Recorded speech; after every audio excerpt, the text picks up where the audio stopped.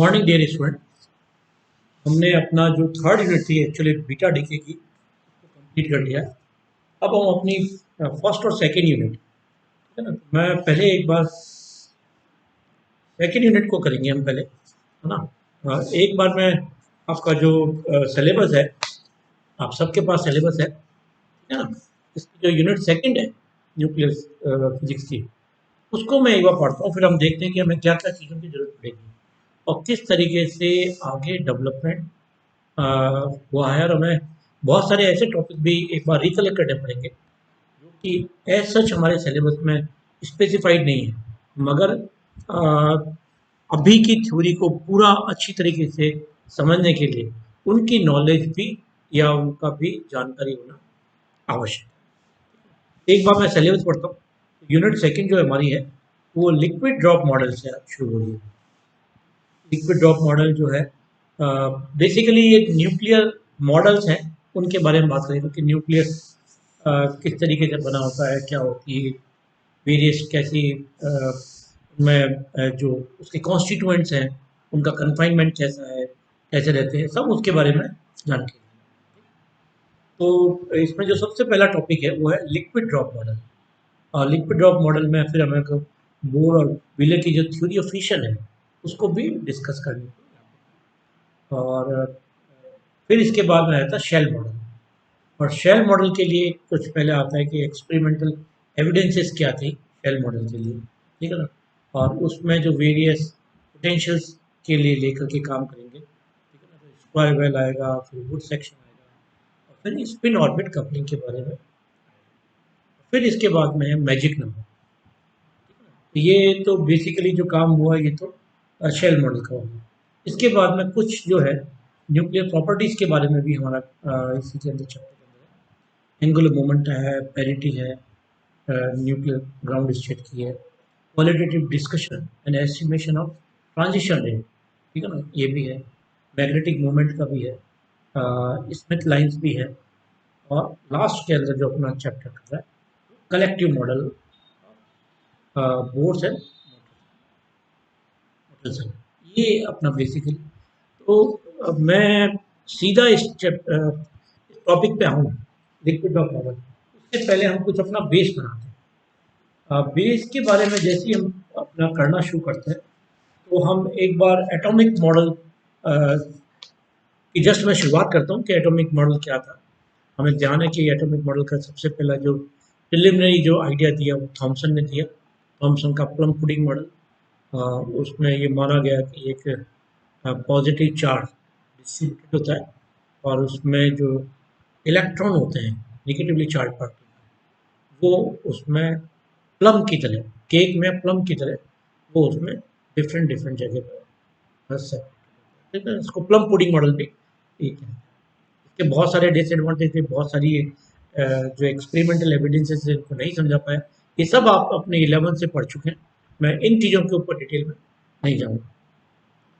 इसके बाद में एक बहुत फेमस एक्सपेरिमेंट हुआ, रदरफोर्ड का एक्सपेरिमेंट हुआ। उसने जो अल्फा पार्टिकल थे उनको बम्बार्डमेंट करा। बम्बार्डमेंट करा किसके ऊपर? एटम्स के ऊपर, स्पेशली जो गोल्ड फॉयल के ऊपर, गोल्ड के जो आप कहते हैं कि एलिमेंट के ऊपर उन्होंने उसको बम्बार्डमेंट करा। उसकी जो फाइंडिंग थी वो सब आप जानते हैं कि उसकी फाइंडिंग जो सबसे बड़ी थी, देखते ही मिला कि जो most of the mass of the atom में कन्फाइंड होता है एक बहुत ही small area of the atom, छोटे से एरिया को जहाँ मोस्ट ऑफ द मास या एनर्जी कन्फाइंड होती है उसको हमने कहा न्यूक्लियस, ठीक है ना। तो सबसे बड़ी जो प्रिडिक्शन रदरफोर्ड एक्सपेरिमेंट हुई, एग्जिस्टेंस ऑफ न्यूक्लियस हुई। फिर रदरफोर्ड ने जो मॉडल दिया उसमें उसको माना कि न्यूक्लियस के अराउंड वेरियस ऑर्बिट के अंदर डिफरेंट ऑर्बिट्स होती हैं, उनमें इलेक्ट्रॉन जो है डिफरेंट मोशन करते हैं, स्पिनिंग मोशन, ऑर्बिटल मोशन भी करते हैं और स्पिनिंग मोशन भी करते हैं, ठीक है ना। इस तरीके से वो एन इज इक्वल टू 1 2, तो जिसको अपने एस के के शेल के एल एम एन, ये शेल के नाम भी दिए हुए हमने, इसको एन बराबर 1 2 3 4 बेसिकली। तो ये सब डेवलपमेंट हुआ। अब जैसे ही आया कि मोस्ट ऑफ द जो पार्ट होता है वो कहाँ है, न्यूक्लियस में कन्फाइंड है। तो न्यूक्लियस में क्या क्या है, ठीक है ना। तो शुरुआत में ये माना गया कि प्रोटॉन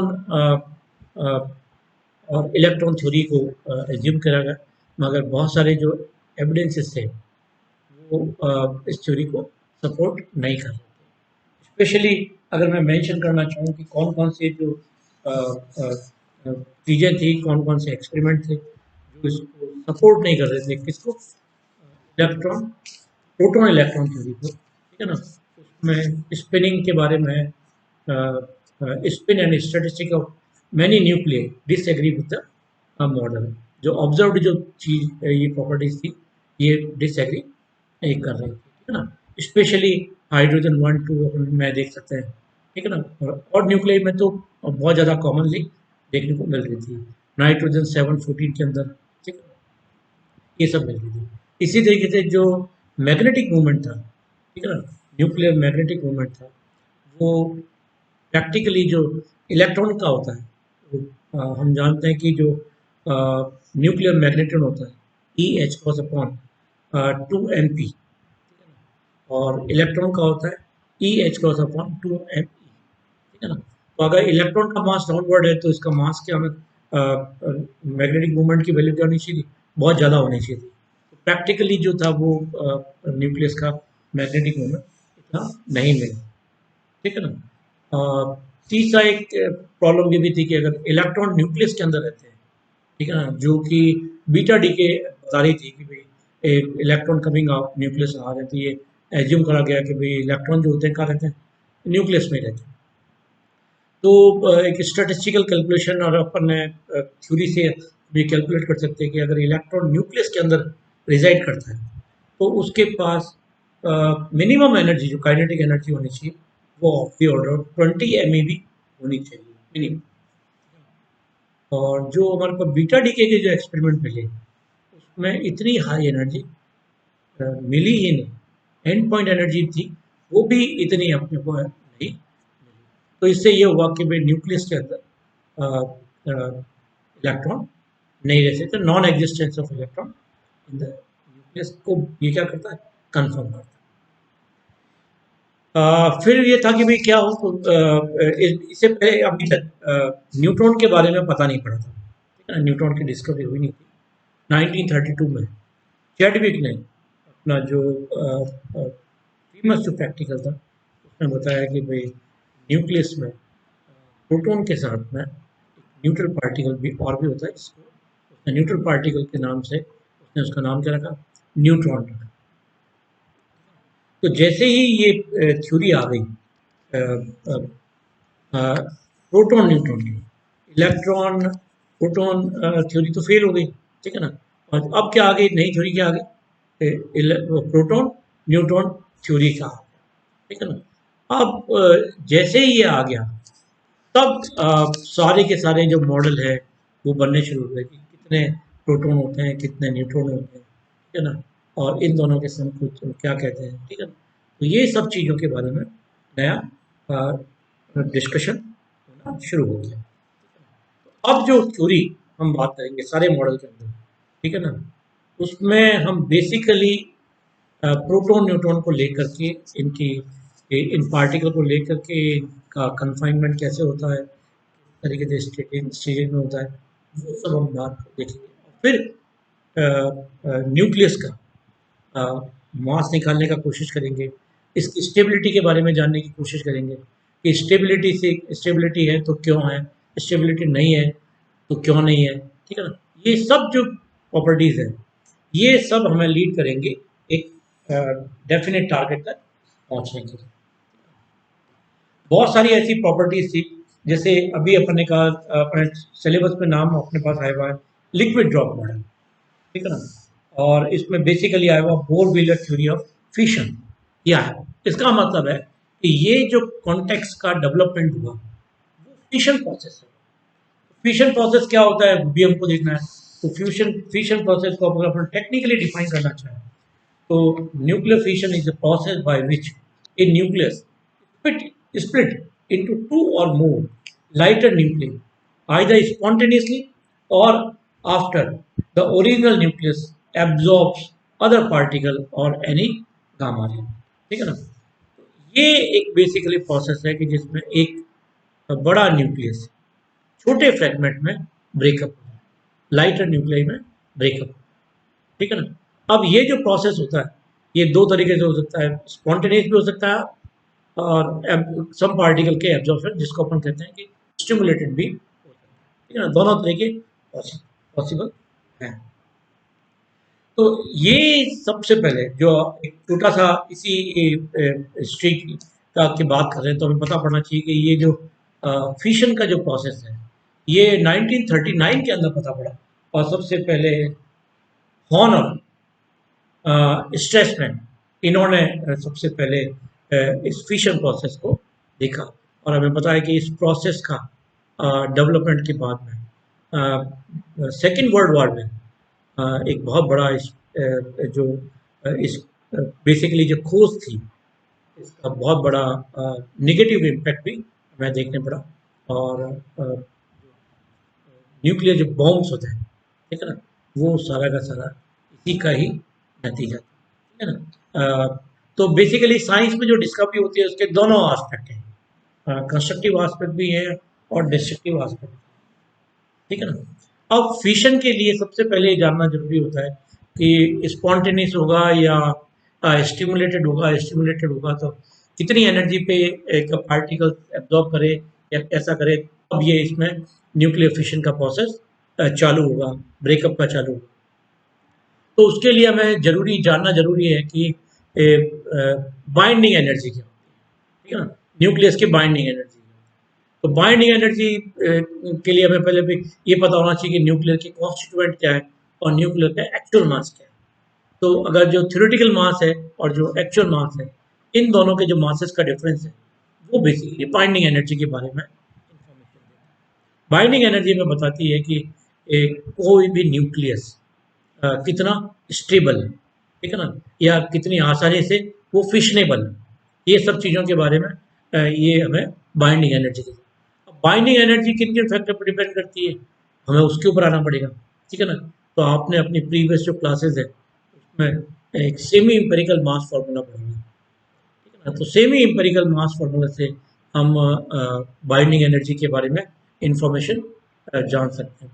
जो सेमी इंपेरिकल मास फार्मूला था हमें ध्यान है उसमें 5 कंपोनेंट बेसिकली इसके काम करते थे। एक वॉल्यूम टर्म होती थी, एक सरफेस टर्म होती थी, एक कूलॉम टर्म होती थी, एक एसिमेट्रिक टर्म होती थी और एक पेरेंट टर्म होती थी, ठीक है ना?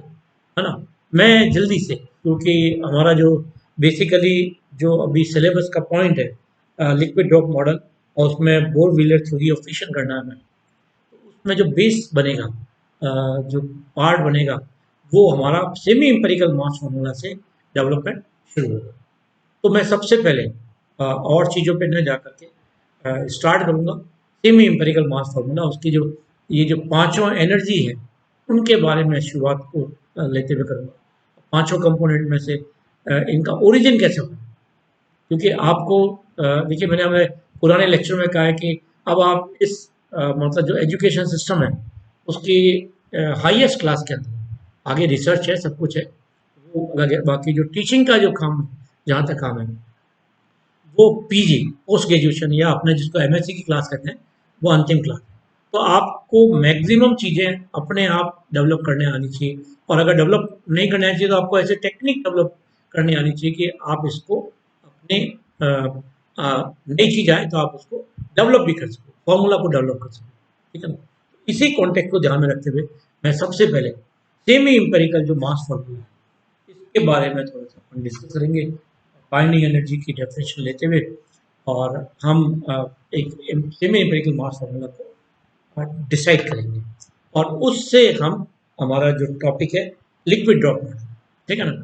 लिक्विड ड्रॉप मॉडल का मतलब जिस तरीके से ये माना गया कि जो न्यूक्लियस का मॉडल होता है वो रिजेंबल करता है लिक्विड ड्रॉप की तरह, तो वो हम बिल्कुल सेपरेटली एकदम मैं आपको रिजेंबलेंस बताऊंगा कि न्यूक्लियस जो है वो एक लिक्विड ड्रॉप की तरह कैसे क्या सिमिलरिटी है, क्या उसमें लिक्विड ड्रॉप में होती है, कि कौन कौन सी न्यूक्लियस के अंदर होती है, सिमिलर ही है, और फिर वहाँ से निकालने के हम आउटपुट करने की कोशिश करें।